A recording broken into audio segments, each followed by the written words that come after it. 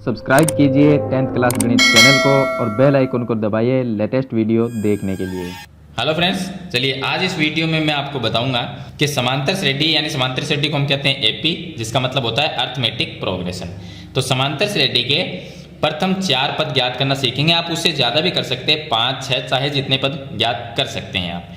तो मैं आपको इसके अंदर 4-5 पद है वो ज्ञात करना बताऊंगा। उसी तरीके से आप आगे वाले जो पद है वो भी ज्ञात कर सकते हैं। अगर आपको इसका कंप्लीट प्रोसेस सीखना है तो आप वीडियो को लास्ट तक जरूर देखें और वीडियो को अभी लाइक कर दीजिए और चैनल को सब्सक्राइब कर लीजिए। साथ में घंटी के बटन को दबा के ऑल नोटिफिकेशन पे क्लिक जरूर करें। तो देखिए, अगर आपको इसके पद ज्ञात करने हैं समांतर श्रेणी के, तो उसके लिए आपके पास में 2 चीज़ें होना जरूरी है। यानी कि नॉर्मल हम बात करें तो 2 चीज़ें होना जरूरी है। एक समांतर श्रेणी का प्रथम पद और दूसरा इसका सार्वयंतर, यानी जिसको हम डी कहते हैं। तो समांतर श्रेणी किस रूप की होती है वो मैं आपको बताता हूँ। समांतर श्रेणी को अगर हम नॉर्मली लिखना चाहें तो लिख सकते हैं A1, दूसरा पद होता है A2, तीसरा पद A3, चौथा पद होता है A4। इस तरह से आगे वाले पद को हम लिख सकते हैं A5, A6, A7, ये सब हम लिख सकते हैं। तो ये प्रथम पद हो गया, दूसरा, तीसरा, चौथा पद। उसके बाद में A5 को 5वां कहेंगे, A6 को 6ठा पद कहेंगे।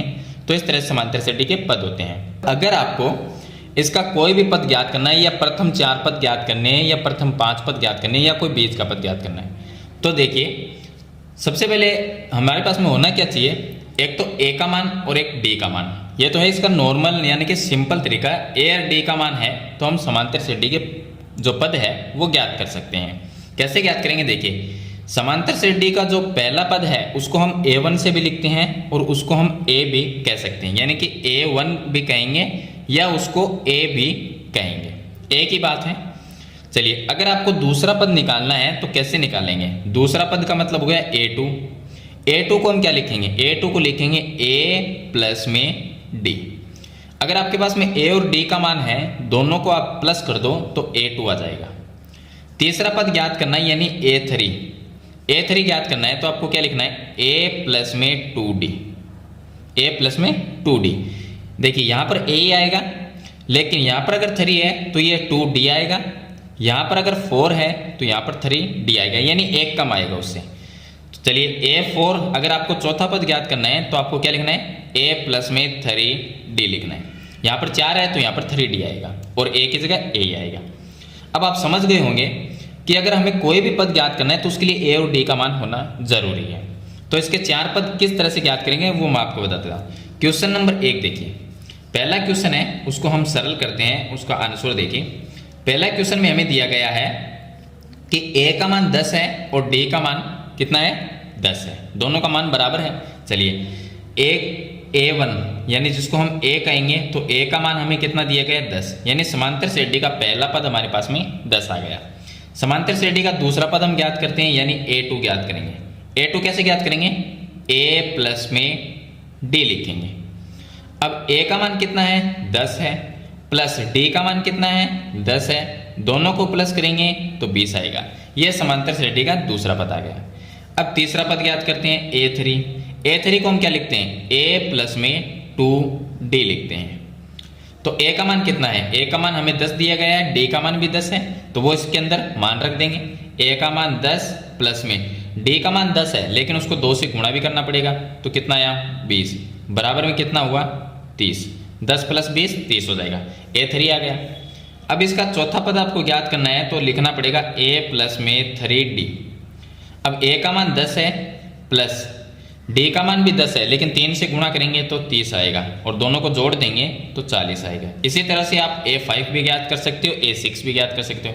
तो हमारे पास में एक समांतर श्रेणी बन जाएगी। समांतर श्रेणी AP क्या बनेगी, पहला पद कितना है, 10, तो मैं लिख देता हूँ 10। दूसरा पद 20, फिर 30, 40, भी आ गया 20, ये आ गया 30, ये आ गया 40। इस तरह से आगे वाले पद भी आप ज्ञात कर सकते हैं। तो ये इसका एकदम सिंपल तरीका है ज्ञात करने का, आप किसी भी पद को ज्ञात कर सकते हैं। चाहे तो आप इसको चेक कर सकते हैं, जो हमें दिया गया है प्रथम पद कितना है, 10, तो वो आ गया 10। उसके बाद में D का मान 10 है, यानी संख्या जो चल रही है उनके बीच में अंतर 10 का होना चाहिए। इन दोनों के बीच का अंतर कितना है, 10, इन दोनों के बीच में अंतर भी 10 है।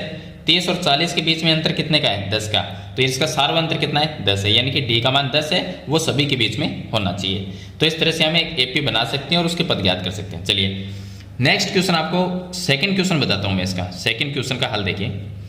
सेकंड क्वेश्चन में हमें a का मान तो दिया गया है 4, यानी जिसको हम a1 कहेंगे या a लिख देंगे, तो उसका मान तो हमें 4 दिया गया है। अब हमें a2 यानी सेकंड दूसरा पद ज्ञात करते हैं। दूसरे पद को मैंने आपको बताया कि दूसरा पद को हम लिखते हैं a प्लस डी से।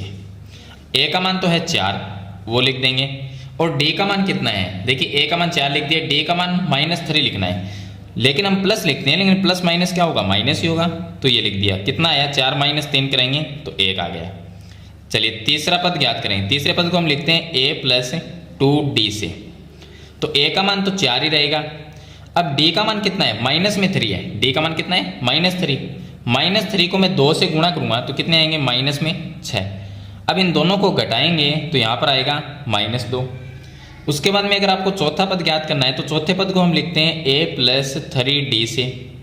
a का मान 4 रहेगा और d का मान -3 है। -3 को 3 से गुणा करेंगे, कितने आएंगे, -9, और इन दोनों को माइनस करेंगे, सरल करेंगे, 4 - 9 कितने आएंगे, 5 माइनस में।